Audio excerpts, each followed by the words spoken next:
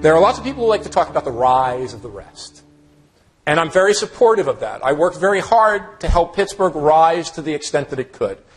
People talk about the rebirth of Detroit, a city that we both run and I both care very deeply about. But here's a fact for you.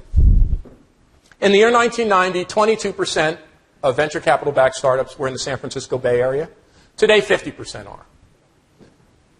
There are two neighborhoods in downtown San Francisco that were formerly burned-out warehouse districts when I began studying high-technology industry.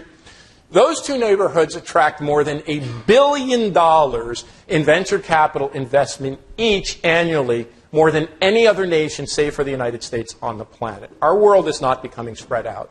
For the things that really matter, they are becoming more and more concentrated. So the first dimension of the new urban crisis is winner-take-all urbanism, where London and New York and San Francisco and Toronto and another small group of cities, a couple of dozen, maybe 3 dozen cities around the world capture disproportionate gains. And what's so interesting about this is if a city like London or New York or Toronto used to be strong in finance or media and entertainment, other than San Francisco, guess which are the only cities that have seen any real appreciable gain in high technology startups? New York City today, in that same area that I studied as a young student, that same area of Lower Manhattan, which had not a single high-tech startup then, now attracts more venture capital per year than Silicon Valley proper. And it's approaching double.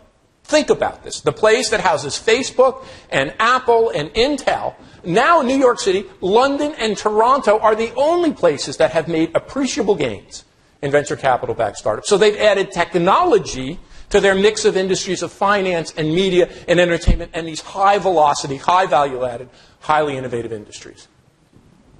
We are seeing a level of spatial inequality. It's not economic inequality that is the real central issue of our time. A level of spatial inequality. And I just want you guys to understand this. In fact, the U.S., which gave rise to Trump, has one of the lowest levels of spatial inequality of any advanced country. A simple rubric. In the United States, the 5 largest metros produce 1/4 of GDP. In Canada, the 5 largest metros produce 50% of GDP. And in South Korea, 1 metro, Seoul, produces 50% of GDP. Our world is incredibly spatially unequal, and that is causing the backlash that we see.